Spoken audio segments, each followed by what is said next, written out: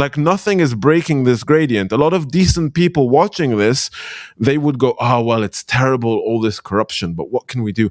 Oh, it's terrible how they're treating immigrants, but oh, what can we do? And yeah, it's not going to get worse than this, because I mean, they would never dare, blah, blah, blah, blah, blah. But then you're constantly getting to another step worse, another step worse, and another step worse, and before you know it, you are actually shooting 12,000 people because you've reached such a level of like Stalinist violence and no one has stopped you before. Everybody in the world has to decide whether you stand on the side of the free world or you stand on the side of those who fight against the free world. Who fight against the free world.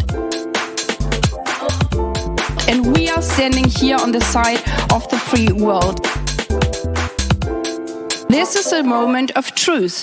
Hello, everybody, and welcome to This Time Tomorrow. This is the podcast where we get together, democracy defenders together, and we talk about how we can win the fight against autocracy. My name is Daniela. I'm joining you from Cologne today, and I have with me Benny. Where are you joining us from?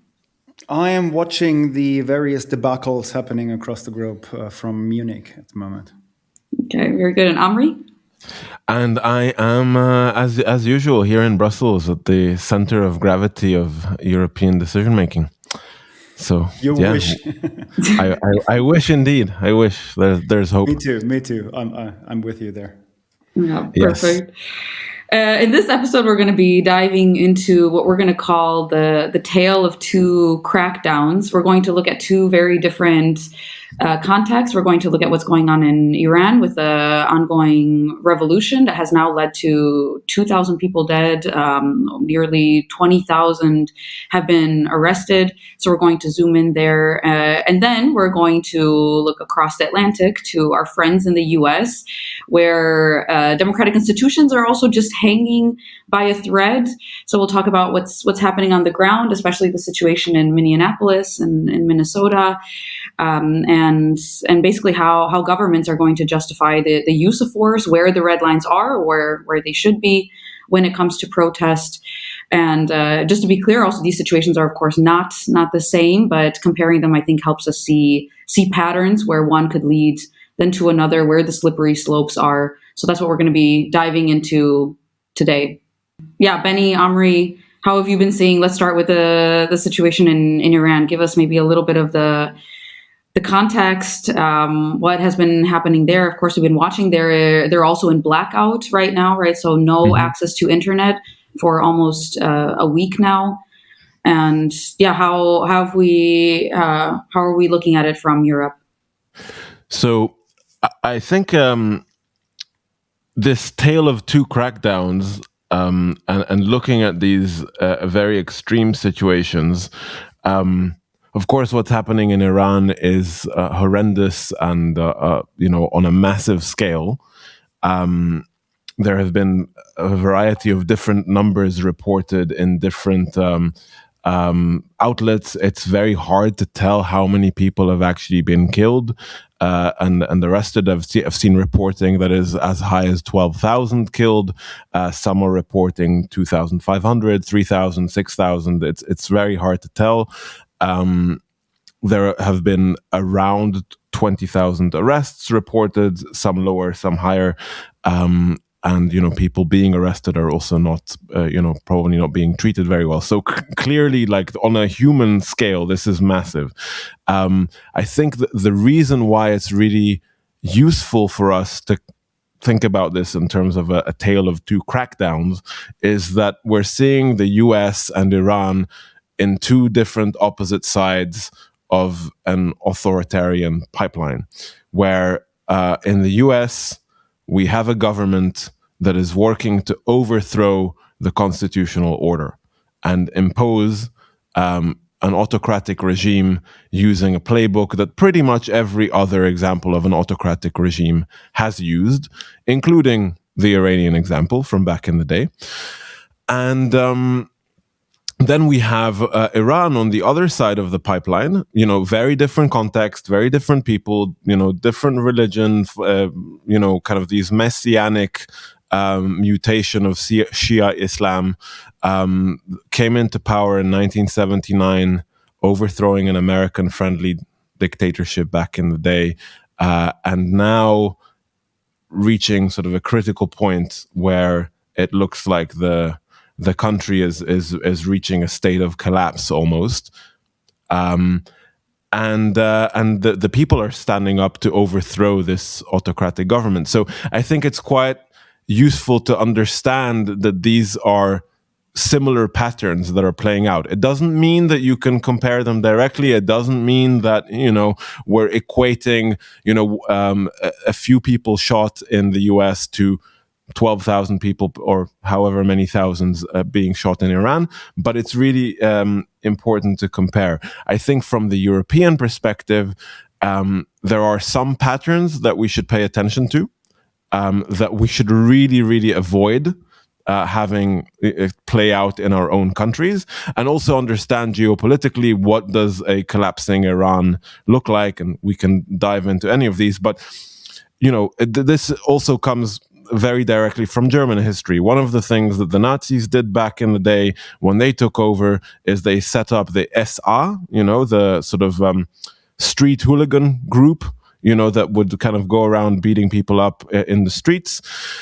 And then once they got into power and they got established, they set up the SS, which are the people that did a lot of the killing and the atrocities of the Nazi regime. And they also had to crack down on the SA and kind of discipline them. So a lot of the people who were the early adopters of Nazism then got it in the face and as the Nazis progressed. And we see a similar pattern with the Iranian Revolution, with the Iranian Revolutionary Guard, the Besiege militia, which is the arm of the Revolutionary Guard that are actually riding around on bikes and shooting people. They are sort of a reservist citizen militia of ultra-conservative people that are directly attached to the regime. They're like a bit of a volunteer National Guard sort of equivalent, if you want the US equivalent. But then ICE in the US coming up, and now being the largest and best funded security agency in the US, which is mind-boggling. Think about that for a minute. And tens of thousands of ICE agents being recruited if they have, a kindergarten degree, basically, or less. That's following very much the same pattern, So setting up this large militia-type organization that answers only to the executive power. And I think Europeans should look at this, notice it, and go, oh shit, we really don't want that kind of situation again in our countries. So yeah, maybe to stop there. But I don't know which bit of this you want to dig into, but I'm happy to discuss. I would like to linger a bit on the situation in Iran, and it is really truly horrendous. It is obviously at the same time also there's a spark of optimism there, and it is substantially different to what we have seen before. And I think it is mainly different in one super relevant aspect, and that is it's not just the better educated or women or other people who are out on the streets for cultural reasons or for to reclaim liberties and freedom.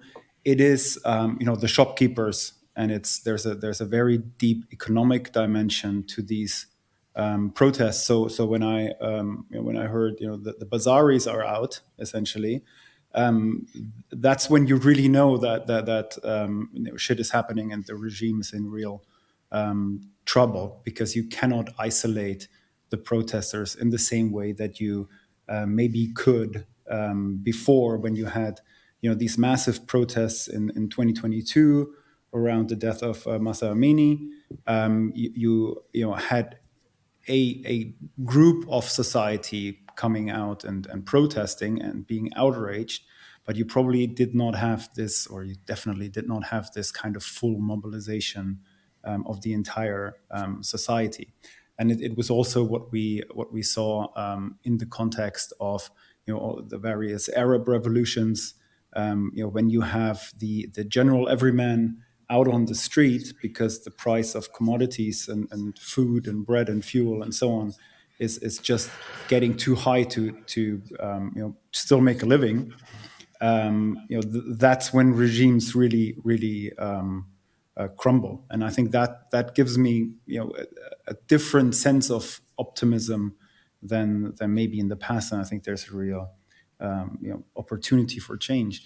And in a situation like this, how the Europeans react is super important. And if we're being honest, we haven't exactly covered ourselves in glory over the last decade or two.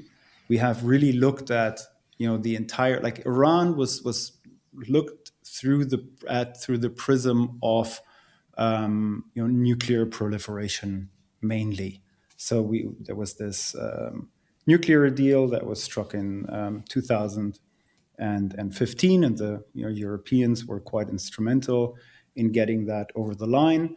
And then just a year later, we had Trump come in and sort of smash that thing up. And there were a lot of flaws with it. I wouldn't want to defend the deal itself too vigorously. And then we sort of tried to keep Iran in, to keep the US in, and keep relations up with the Iranians for some time until the Amini thing happened in 22, when we went back to sanctions expansion, and then we did another round of renewed or at least we said we would up the sanctions in 25 and now. But that's basically it. And then we haven't paid a tremendous focus on it. There is limited capacity, of course, also on the European side to do a whole lot of meaningful things. But I think we could have been a lot more steadfast in taking a clear side in these struggles. And now is really the time for Europe to step up and not just in rhetoric, but also in action. And also, I think, to send a clear signal to everybody, to all the citizens in Europe, because there's also, the response has not been uniform in how people reacted to this revolution. I think there is quite a lot of people, unfortunately, also on the progressive side, who kind of say, yeah, well, this interventionism is a bad thing, and a lot of other people are also doing bad things, and the West should be very careful about criticizing other regimes and blah blah. I think we need to get away from that, and we need to take a very strong stance and support this movement now while it really has a chance with everything that we have, both in word and in deed. And I hope we can get there and muster that, and in the center of gravity in Brussels, Omri, of course, but also in the national capitals, where maybe a bit more punch also is lying around to distribute. Yeah, I totally agree with that, Benny. I think now is the time also for Europe to step it up. Europe's response though has been very Brussels-esque. I mean, it was, of course, a lot of condemnation across the board, for condemning the abuse, lots of statements, lots of monitoring the situation. They're pushing for sanctions and restrictions. All of that, I think, is good. But if you look at then the U.S. response, Trump has said that all options are on the table. He has said if there's any attack against the protesters and any killing of the protesters, that there could be potentially military options that are on the table, that are possible. And now, of course, we can point to the hypocrisy in that from the Trump administration side, because they're saying that on one side, and we stand with the Iranian people, and I fully support that, and I wish also Europe would act tougher there. But at the same time, he's basically throwing paramilitary force on the streets of American cities in Minneapolis, where the images look from last night almost like a war zone. It's incredible that it looks like the American cities. And in the same breath, he's saying we're going to step in and stand up for protesters in Iran. Great, good. Hate to agree with you, but I agree. And in that same breath, sending ICE to terrorize Americans and people on the streets and peaceful protesters. So I want to point out the hypocrisy there, because I also see a lot of my MAGA-leaning friends in the U.S. or Republican friends who are doing a lot to stand up, I think, for Iran right now, and posting and being vocal about that, and yet haven't said a word about what's going on in Minneapolis. But there's definitely a clear divide. How likely do we think it is that the Americans actually intervene in a meaningful way? In the meantime, Trump also says that he's been assured that the Iranian regime has stopped killing protesters, so there's no need to do anything. Everything's fine. Exactly. So it's the Trump universe where anything and everything can be true or false at any moment in time. Yeah. It's like a Schrodinger's intervention thing. I think. This is the power of lobbying, I think, around the Trump universe. There has been over the years a very well organized sort of Iranian opposition lobby. We were talking about the Venezuela lobby and sort of the Cubans in Florida and so on. There's been a pretty kind of well-organized Iranian opposition, whether it's around the son of the late Shah or other opposition groups that have been making inroads into Republican circles, and then also together with those that are on the pro-Israeli side, let's say. I think those are the people that really influenced Trump probably to take a very hardline position to begin with, and then probably Saudi Arabia, Turkey, and so on said, well, actually, no. No, all of this oil money that you're looking at and real estate investments and so on, we're not gonna go with like another kind of Middle Eastern war situation. So then he probably escaped. But it's interesting also to note how each government is sort of blaming the other, so the Iranian regime is very much using Donald Trump as like a bit of a piñata. I don't expect that there's going to be like a full military intervention in Iran, but don't forget, only some months ago, there was the U.S. sent strikes, and also with the support of Israel to hit the nuclear capabilities of Iran. And I think, sure. They're as weak as they have been. Maybe this revolution couldn't take place in this moment in time if they weren't this weak either. No, absolutely. That's definitely been a factor. I'm not saying it's not going to happen. It could easily happen. Like anything, that Trump just needs to sort of wake up that day, that morning, or have that sort of midnight posting spree where something does happen. It's just not something to count on. But then. I think it's actually I think it's unlikely. It's entirely possible that they do something sort of Hollywood-esque, like drop the biggest bomb that they have on one house or whatever. That makes a very big explosion. But if we're looking at sort of the usual things that inform Trump's decision making, like, does this break a major rule or cripple an institution? No, not really. Does it give me the ability to extort somebody? Not really, not like Venezuela. Does it mess with China? Does it mess with Europe? No, it doesn't really mess with China, doesn't really mess with Europe. Will I spread fear amongst the people I really want to spread fear with? I don't think so. And does it play super well politically with sort of my base? No, also clear no. So I think it just doesn't tick enough boxes in sort of the Venn diagram of the Trumpy priorities to really feature very highly on the list of things that he will invest a lot in. Nice big explosion on TV, but anything beyond that, I would be very surprised. And he clearly doesn't give a fuck about Iranian democracy. Yeah. No, indeed. And I mean, Daniela, you started saying about, what's happening in Minneapolis and the American situation there. The thing that has really struck me is how localized things are in the US. So it seems like every city that has this kind of ICE raid, National Guard invasion, occupation thing basically deals with it all on its own. So we've had Chicago, Portland, where was it? DC, Los Angeles. Yeah, exactly. Maybe I'm forgetting one or two. Each city has basically dealt with it on its own in a vacuum.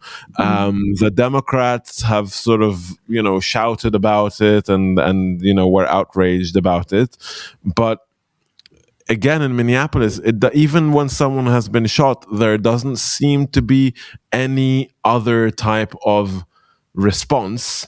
And from what I see from like Democrat commentators in the US, they're still just talking about, oh yeah, in the midterms, and yeah, then we're gonna win in the midterms, and blah blah blah. And it's like, what, people are being shot like there's a military occupation. This is exactly what the US was set up not to be. This is exactly why they set up the country, which is a sentence that I've repeated quite a lot on this podcast in the past year. But like, I just find it astounding that in a way the United States system so far has been a massive pushover compared to what I was expecting in a way. And I don't know, like, is there like a Democratic governor who could do something crazy, like, just say like, okay, I'm gonna take my National Guard and send them over there, or like, I don't know, like, I'm not saying that they should start a war or something, but take some kind of a stand.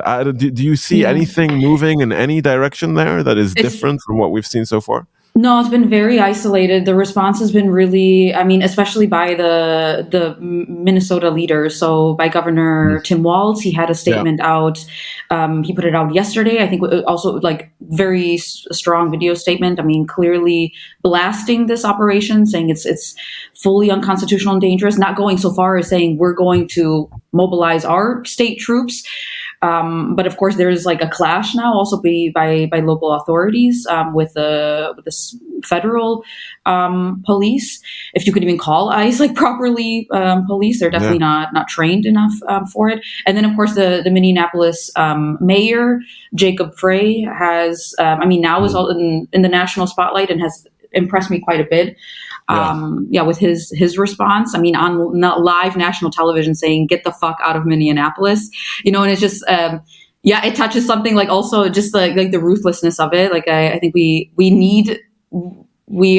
too many other Democratic leaders are acting like this is like, it's just an unusual moment in an otherwise normal circumstance. And I think those communities that are directly affected right now, you see that anger, that we as like watching this in shock and disbelief, feel with that so much more. But basically there are independent investigations into the federal use of force, but the federal government is blocking much of that investigation.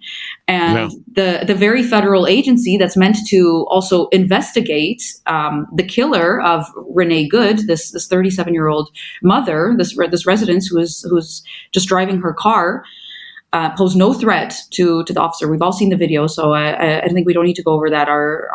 We've seen, it's very clear. They are, instead of investigating the federal agency, instead of investigating the shooter, this ICE agent, they're investigating Renee Good's wife, her partner. They're investigating her. So it's just it is a level of dystopia, and gaslighting is also what I want to call it, but that almost like just scratches the surface. It is like a level of gaslighting. They're telling us that, what we're seeing is not real, that there's like a different angle to the video, and the agent was defending himself, and thank God that he's even alive, because he could have gotten run over. With anyone with plain, with eyesight can see what happened there. And then what also just shocks me is that we're not all on the same page about this, like in terms of also the people's response, and that there's still support. I mean, I think it's something like, it was like the last figure I saw was like 55% are condemning what happened to Nicole Good. 55% only 55. I mean, it needs to be 100%, and so it just shows like how polarized the country is, how in some way also brainwashed, that, it's just, you have Vance just going there and saying that these were part of these, Renee Good and her wife and the other residents there that were just filming, which is not illegal. You could film, and that was a direct order by the Minnesota governor. Tim Walz said in his video statement, film, because we need this this proof, and the evidence. This is probably, I mean, the only reason this case has made it so big is because there was a clear camera view. Imagine if this hadn't happened, it would have been the same as George Floyd. It would have probably flown under the radar, and this poor woman would have just had her face shot off with with no one knowing, no medical intervention. And three shots, right? Like after she was stopped, he sort of double tapped her again in the face. I mean, and then did you see the point of view from his video?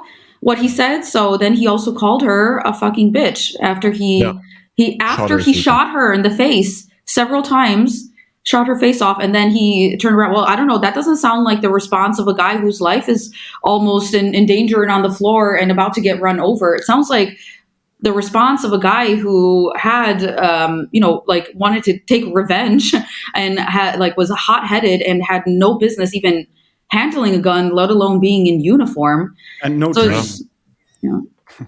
Absolutely. It's no training at all. No training. They've cut the training. There used to be for ICE, so now they have a $50,000 bonus to sign up for ICE, because they're rapidly they're building this paramilitary force like crazy. So they're just picking people from, like you said, they don't even have high school diplomas. Okay, they used to have 6 months training, and they've lowered that to 47 days of training. Do you know why 47? Because Trump is the 47th president. I heard they brought it to 2 months, but I guess 47 days sounds more accurate. It's just a nice ring to it. Makes a lot of sense. Yeah, it's got a nice ring. A lot of sense. And I think it is really illustrative of how Trump is equating himself with ICE in a way. So all the rules that used to apply for Trump only in the past, like never admit defeat, never admit when you've made a mistake. Everything I do is right, not because it is right in itself, but because I did it. Yeah. And that is almost like ICE is being granted a presidential extension of his own rule set, where it cannot do wrong based just on the premise that it is the good guys out there. Which again, it's just to remind ourselves that this is just classic textbook fascism. Like, this is Mussolini, as if Mussolini was pulled up and had to write this up. This is Mussolini and Hitler kind of stuff. Vance has said they have full immunity. A first time we're ever hearing that, and that is definitely not written down anywhere, that ICE, an Immigration and Customs Enforcement unit, has full immunity. Nobody has full immunity. Nobody ever has full immunity, let alone this group of police academy rejects. So it's maybe going back to also the Democratic response to this is, it's also very frustrating as a Democrat living in Europe and watching, and I need to see more anger from other leaders. Just last night, I saw that now they're entering into Michigan, which is where I am from. They entered, ICE entered into a mall that is half an hour away from where my family lives.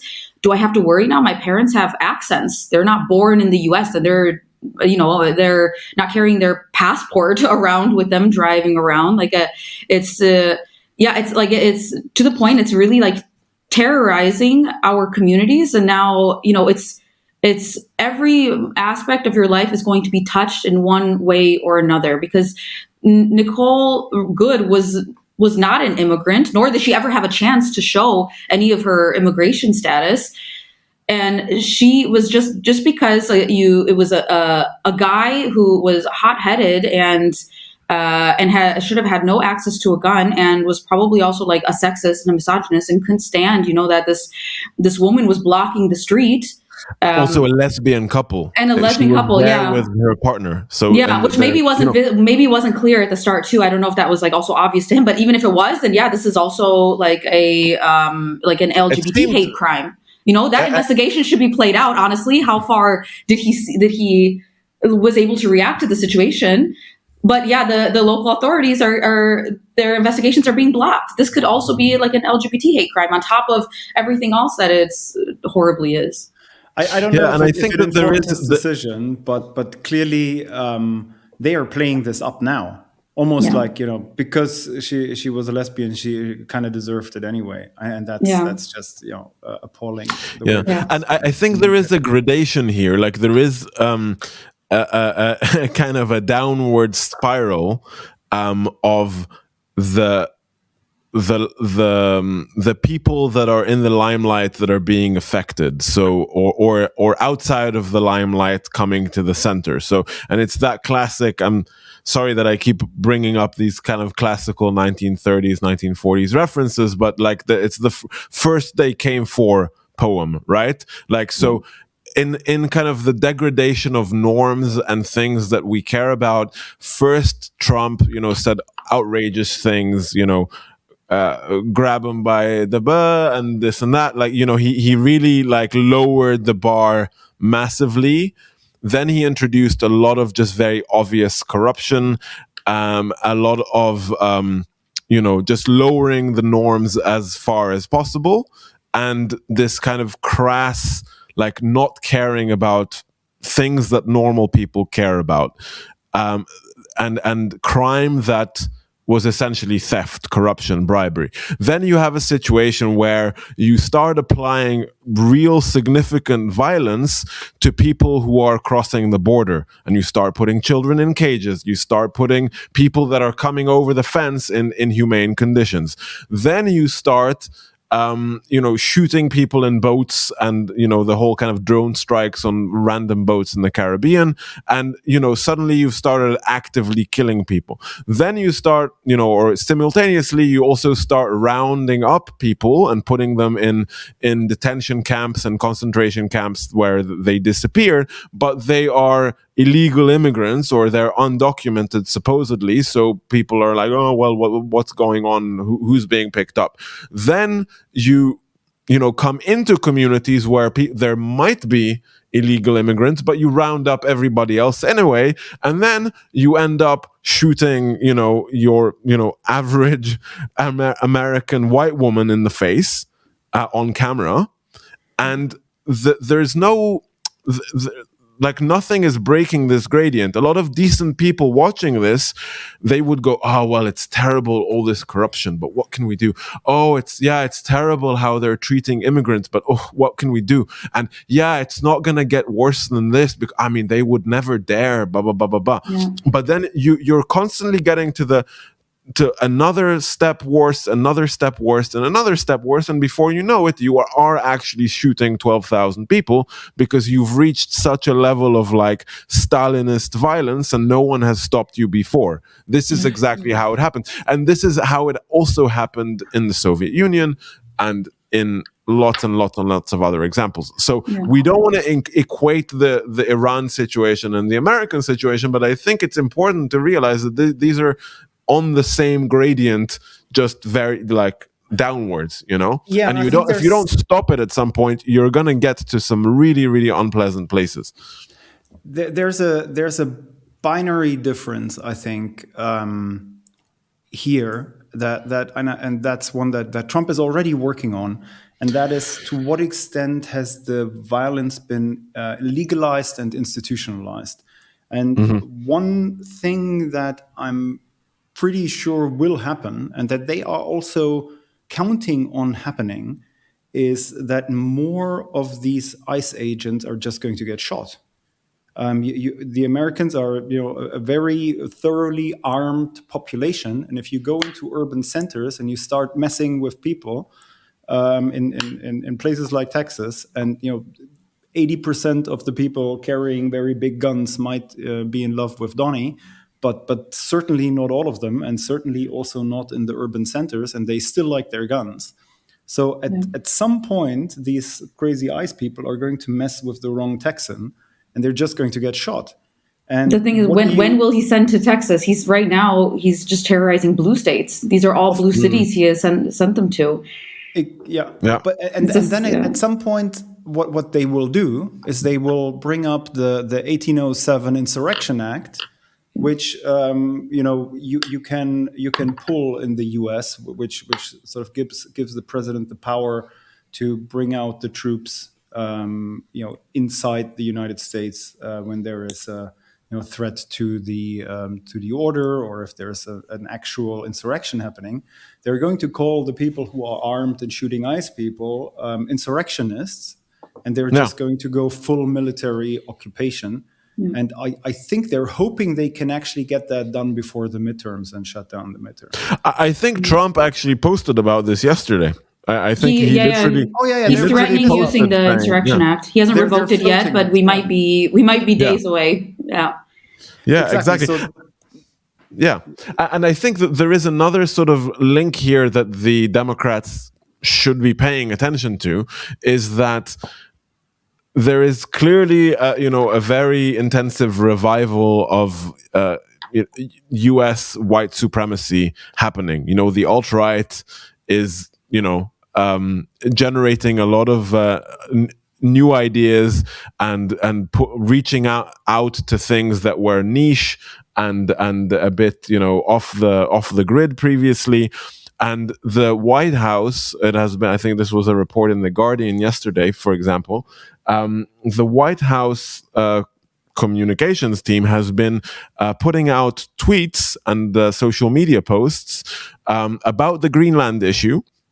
So another topic that we could return to, but they have been referencing white supremacy literature from the 70s and sort of memifying it and referring to Greenland. So they've been literally taking KKK literature and sort of making a 21st century joke out of it. And also in a lot of the ICE recruitment videos, a lot of people have been pointing out like neo-Nazi symbolism, KKK symbolism, and all of this kind of stuff. And, obviously people are concerned that they're basically trying to recruit white supremacists and neo-Nazis into ICE, which they are actively doing. And also in the US, since the age of Reconstruction, since, the period after the Civil War, one of the main things that, the Southern white supremacists did also to derail Reconstruction and prevent black people from getting elected and taking political power in the South was to prevent black people from voting. So suppressing the vote is something that has extensive, white supremacist track record in the US, where essentially you have, poll watchers that just happen to be white supremacists with guns. And then maybe if you're the wrong skin color, you don't really want to approach, you don't want to go voting that day because, there are a lot of white supremacists standing around. And now that you've mobilized all of the white supremacists into a militia and you've given them guns and you've let them roam free, you've given them a mandate, when the midterms come around, if I was a Democrat, I would be very, very concerned that, ICE would be trying to maybe weed out illegal immigrants that might vote and basically put a lot of their, kindergarten graduate goons around polling stations and prevent the wrong people from voting, basically. Because they're already complaining about, illegals voting and ghosts voting and the ghost of Hugo Chavez and all of these things.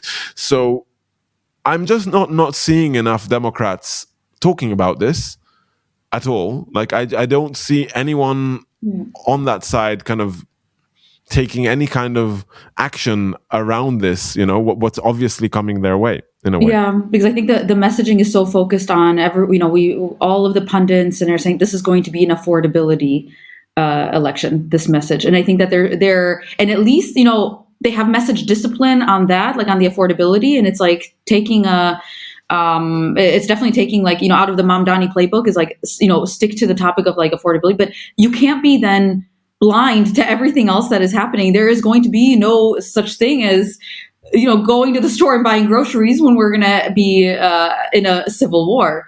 And I think that maybe it's like a level of they cannot accept, or it's too scary to put that out there and like in such a public format, and they feel they have like some sort of responsibility as leaders and to bring respond to things not into like in an emotional or scared way and cause panic among people. But I think like we need to call it out as it is. And this is, call it fascism or authoritarianism or whatever you want to call it. But you need to call this out, that this is none of this is normal. They should be calling for the abolishment of ICE. And they should be saying, if I'm reelected in November, or whoever's running for president, if I become president, I'm going to abolish ICE. This has become a terrorist organization, a domestic terrorist organization at this point, which is completely unconstitutional and clearly follows no rules. They're a rouge, wannabe police unit. And I think the other thing that Democrats need to be careful about is that if you make it all about affordability, there is a real National Socialist stream within the MAGA movement, and Trump is in power and actually has sort of the levers to pull to actually do some stuff here as well before the midterms. I mean, just now they announced they want to cap credit card debt at 10%. They talked about these 40-year mortgages. They're really sort of playing this song. And we might understand that this is all bullshit in order to get sort of prevent precisely the kind of shopkeeper problem that the Iranians have to bring us full circle. You don't want the people to revolt over the price of bread, and if you can sort of postpone this moment until you can actually put them down with violence. And get you to the next election or the next two elections that you maybe need to secure the situation, then I don't think that I think Trump would be completely capable of pushing through some legislation that would make Elizabeth Warren and sort of the far left side of the Democratic Party very happy. And he doesn't really feel bound by corporate interests in a way that the traditional political establishment in Washington has for the in the past. He feels bound by his own personal economic interests, but the group of people he needs to keep happy is actually not all that large, because the party is dead. The Republicans are dead. The Democrats are down. And I could see him before the midterms really crank out some wildly socialist stuff. And if you listen to Steve Bannon, that is precisely the thing. The tariffs fit into that narrative because supposedly they are protecting the American worker. And then on the housing and the inflation and maybe he does the full Orban and peace thing and just mails people checks, right? So maybe he finds a reason to say here is 5K. He did December, So we did get stimulus checks during COVID, and still because I maintain a U.S. bank account, I got it. I got two of the Trump stimulus checks and one of the Biden ones. So thanks, President Trump, for that. I did not use it to stimulate the U.S. economy. I probably did more the EU economy. But yeah, he did say that he's looking to get another stimulus check out there before the end of the year. But yeah, I mean, again, like just pointing to the hypocrisy of it all when Zoran Mamdani ran on a campaign of putting a cap on rent prices. there was no hesitation on calling him immediately a communist, and this is the face of the Democratic Party and all that. And I mean, their populist policies, like that's for sure. And yeah, like you said, I think Trump's like political scale is all over the place. He governs like a dictator and an authoritarian, but as far as like policy goes, it's all over the place. Yeah, he's also trying to prosecute the the Fed chair, which might lead to a Zimbabwe-style, economic collapse. Which we'll see. That's probably another episode. But maybe we can bring it towards what should Europeans do, and individual people, but then also take a quick break to advertise ourselves, which is, if you're still listening, which we've seen our retention rates actually go up, apparently statistics wise, then really take the time to follow us wherever you're listening. On Spotify, click follow. On Apple, you just follow and leave a review. On LinkedIn, find us and follow us. When we put this stuff on YouTube, then subscribe there as well. And please take the link and send it to at least 2 people, or at least 2 WhatsApp groups or Facebook groups, or whatever platform you tend to use. Just send it there.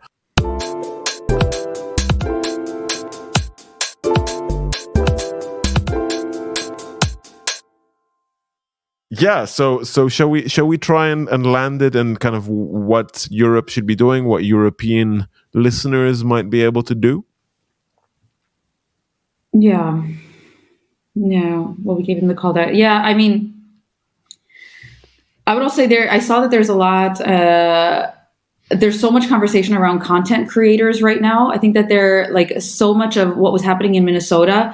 I was getting almost quicker news by content creators.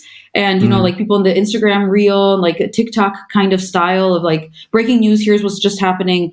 And it was like also refreshing to see it wasn't just like a news anchor, or, I didn't have to turn on like my TV. And I think like that this year, the 2026 is going to be a big year for like the political content creator. There's unfortunately so much of that also on the right. We need so much more of that on the left, and just Democrats in general, just people speaking, like preaching the Democratic word, out there, and just calling stuff out, and like making people also aware, so I don't know. I think if, like, for anyone out there who's also just thinking of, you don't have to be like starting a podcast, like us, although go find 2 friends, start a podcast. Why not? But also put like videos out there, or, start posting like regularly on LinkedIn too, or, start a new like a account and just start like, sharing like what's going on out there and like your feelings about it. And if you think that it's wrong, just say, I think this is wrong. This doesn't feel that this is like what should be happening, like not in the US. And, I'm worried that this can happen in Europe. I'm talking now to like the European ones, and just saying, that we're not, things follow a pattern. Like we shouldn't get too comfortable and too safe in Europe either. I feel so much safer here. It definitely is like an American living here. And I was so happy when I left the US after my Christmas trip. But of course, I also worry that like, what if this catches fire here too? And there's the rise of the far right, and they dance to Trump's song. So I think like that's just like a message to all the people watching, is just get into content creation. I think that this year is going to be a big year for it, and it's a good way to like voice your concerns. You don't have to be like perfect at it, but we need more supporters and voices out there that are just calling this out for what it is. Yeah, absolutely. I mean, I think that point of like following American content creators that are on the pro-democratic side is a really useful thing to do. I listen to a lot of like Pod Save America, the Bulwark. There's a bunch of these different podcasts and outlets, and just click follow on a bunch of those. Keep an eye, and then also if you have American friends, just talk to them about this stuff and kind of share some views. I think it's really, really important to develop some common understandings. And then when it comes to Iran, I think this point around giving the issue some visibility. Of course, there is a relatively limited amount that you can do directly, because you know, short of like going in there and like I don't know, like even if you do go and bomb like the Revolutionary Guard, that tends to not work out that well in the end. I mean, it might work for a moment, but yeah, it doesn't have a good long-term track record. But I mean, definitely, you know, writing to your elected representative saying, I care about this, or I saw that Avaz has just put out a petition about this, about calling for governments to do more to support Iran. So look up that Avaz petition and sign it potentially. Also, as I've said on previous episodes, like actually just emailing your member of parliament at whichever level is, people don't understand how effective that actually is. Like it does get a lot more attention than you think, even if you don't necessarily get a reply.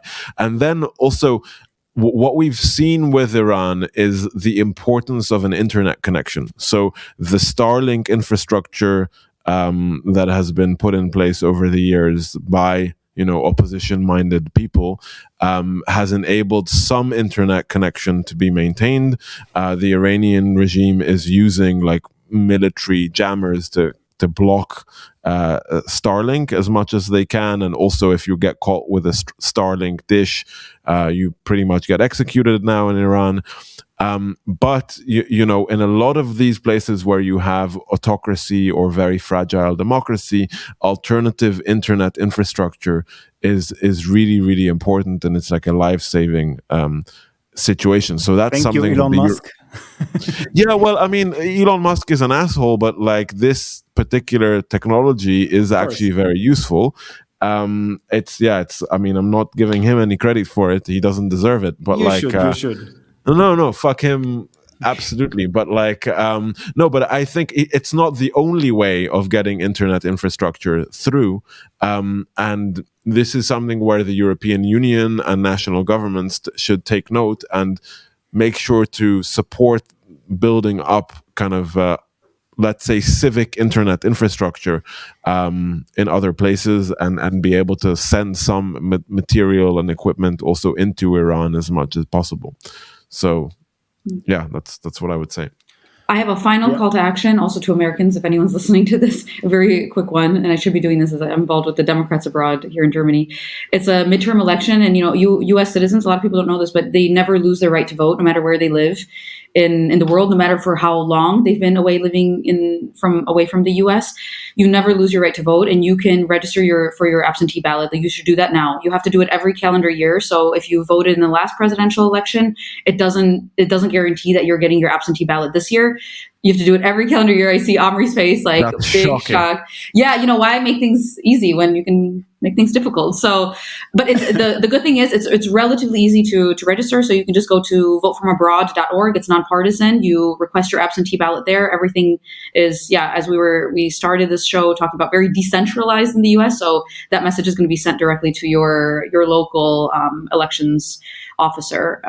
So make sure you do that. Take 2 minutes to do that today, and then you're going to be set for any of the midterm elections and any other special elections or primary or earlier elections you have in your state.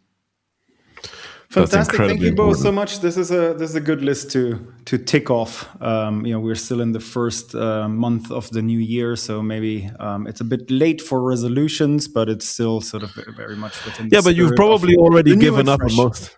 I mean, you've already probably given up on the resolutions that you started on the 1st of January, so you could like start a new batch now. It's good. I mean, the gym isn't happening, everybody. Just save democracy instead. You can lose a lot of calories saving democracy. I can tell you from experience. Rage work. Yes. All right, guys. Thanks, everyone. Thank you so much. And thanks for listening. Ciao. See you next time. Bye.